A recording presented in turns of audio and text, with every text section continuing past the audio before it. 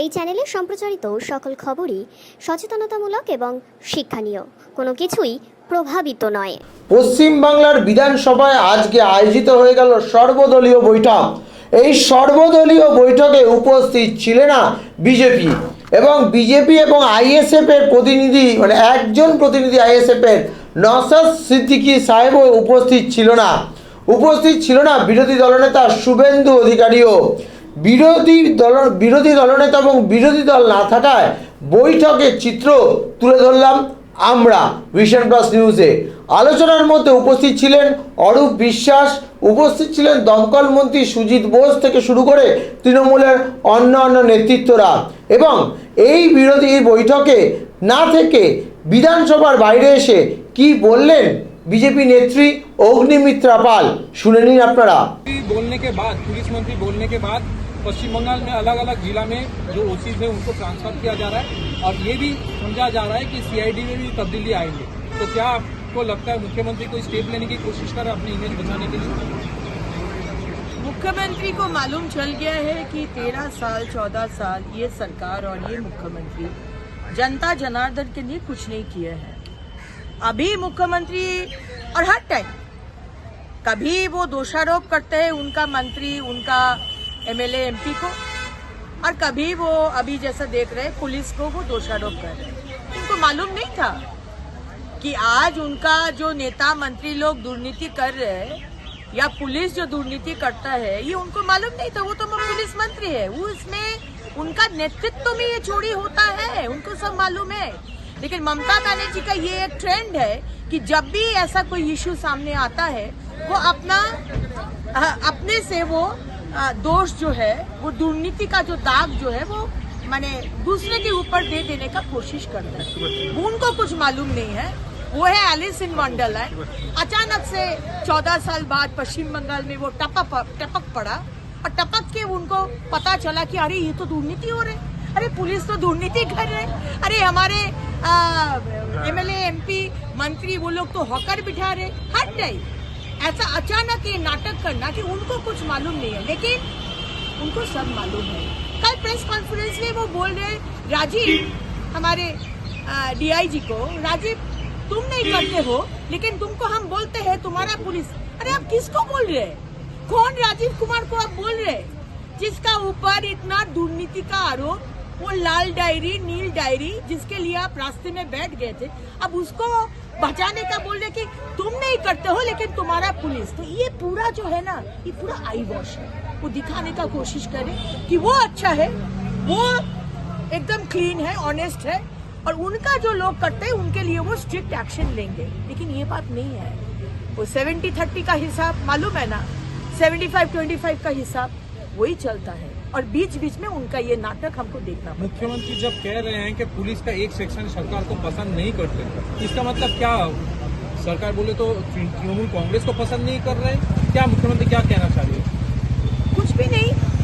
ये अभी 1 साल बाकी है 26 का इलेक्शन, और ये जिस तरह से ये सरकार के जो फेस वो पूरा खत्म हो गया जनता जनार्दन के सामने। अभी उनको रिवैम्प करने के लिए उनको ये दिखाना है कि देखो भाई, हम ऑनेस्ट है, हमको कुछ मालूम नहीं है, हम सादा साड़ी पहनते हैं। मेरा सादा साड़ी में ना खून का दाग है ना दुर्नीति का काला दाग है। नहीं, मुख्यमंत्री ममता बनर्जी, आपको सब मालूम है। ऐसा नहीं हो सकता है कि आपको दुर्नीति का विषय मालूम नहीं था। आज आसनसोल में, मेरा जिला में आज जगह जगह में ओसी को ट्रांसफर किया जा रहा है। ओसी किसका निर्देश से करता है? आज बालू चोरी जो हो रहा है किसका निर्देश से कर रहा है? आज जो कोयला चोरी हो रहा है और ट्रक पर ट्रक में एकदम हिसाब लिखा हुआ है, इतना ट्रक जाएगा, 500,000 ट्रक इस एरिया से, मुझे इतना देना पड़ेगा थाना में। सीपी साहब आपको मालूम नहीं है? अरे आपका ओसी को ट्रांसफर करने से पहला दिन से हम लोग बोल रहे हैं आपको ट्रांसफर होना है। सीपी जो आसनसोल कमिश्नरेट का CP, you are hand in gloves. आपको मालूम नहीं है, ये हो नहीं सकता है। You are completely into it, क्योंकि सारा जगह से बालू, कोयला, पत्थर का पैसा कलकत्ता में घुस रहे, खाली घाट में घुस रहे, शांति निकेतन में घुस रहे, और कहाँ घुस रहे। हम लोग को बुर्बक मत बनाइए। 14 साल बुर्बक बने हैं और नहीं। Enough is enough। আমরা শুনলাম অগ্নিমিত্রা পালের বক্তব্য এবং এই অনাস্থা প্রস্তাব যে আনা হয়েছিল সেই অনাস্থা প্রস্তাব নিয়ে কি বললেন বিরোধী দলনেতা, পশ্চিমবঙ্গের বিরোধী দলনেতা তথা বিজেপি নেতা শুভেন্দু অধিকারী কি বললেন শুনে নিন আপনারা। বিরুদ্ধে অনাস্থা প্রস্তাব এবং সেক্ষেত্রে না, দাঁড়িয়ে অনাস্থা প্রস্তাব আমরা আগেই দিয়েছিলাম। যেহেতু আইনের সুযোগ আছে, উনি জেলে চালান দিয়েছে। ওনার যে ডেপুটি স্পিকারকে রুলিং দেওয়ার জন্য যে পাওয়ার দিয়েছিলেন তাতে উনি এটাকে রিজেক্ট করে দিয়েছিলেন, নাল অ্যান্ড ভয়েড। এটা উনি করতে পারেন না, এই চিঠিতে ডিটেলস আছে, অ্যাক্টস রুলস সবটা মেনে। এ তো ওনার ইচ্ছায়, তৃণমূলের ইচ্ছায় বা স্পিকারের ব্যক্তিগত ইচ্ছায় তো হাউস চলতে পারে না, বা ডেপুটি স্পিকার ইচ্ছা করে রুলিং দিতে পারেন না। আমি আইনের সমস্ত সেকশন সাবসেকশন তুলে ধরে এটাকে চিঠি করেছি। আশা করি এই উইন্টার সেশনে এটা কনসিডার করবেন। যদি কনসিডার না করেন তো যাওয়ার জায়গা আছে, যাব। এটা নিয়ে আইনের দ্বারস্থ হবেন আপনারা? না, আগে কি করি, এখনই বলেছি তো 25 হাউস বসবে, কনসিডার করুন। এই চিঠিটা তো ডিসপোজ আপ করবেন উনি আগে। এটা তো লফুলি লেখা,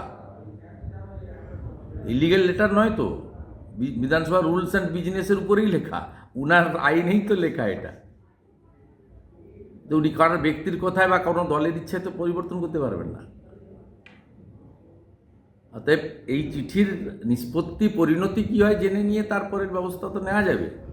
যেমন আমরা ইতিমধ্যেই গেছি, কেন্দ্রীয় বাহিনীর সিকিউরিটিদেরকে বাইরে থাকতে হয়, যারা বর্ডার পাহারা দিচ্ছে, যারা দেশবিরোধী শক্তিকে রুখছে, মাওবাদীদের, তাদেরকে বাইরে থাকতে হয়। আর পশ্চিমবঙ্গ পুলিশের লোকেদের ভিতরে ঢোকানো হয়। বিজেপির এমএলএদের পিএসও নট অ্যালাউড, টিএমসির এমএলএদের পিএসও অ্যালাউড। এক যাত্রায় পৃথক ফল হয় না। তো আমরা তো কোর্টে গেছি, কোর্টে এরা বলেছে আমরা কাউকে আটকাই না। আমরা 2 সপ্তাহ আগে গেটে ভিডিও করেও দিয়ে দিয়েছি কীভাবে অশোক দিনদাস সিকিউরিটিকে আটকানো হয়েছে। ছাড়ার কোনো সিন নেই। বেআইনি কাজ কেন করবেন? আইনের মধ্যে যা আছেন অধিকার আপনি করুন না।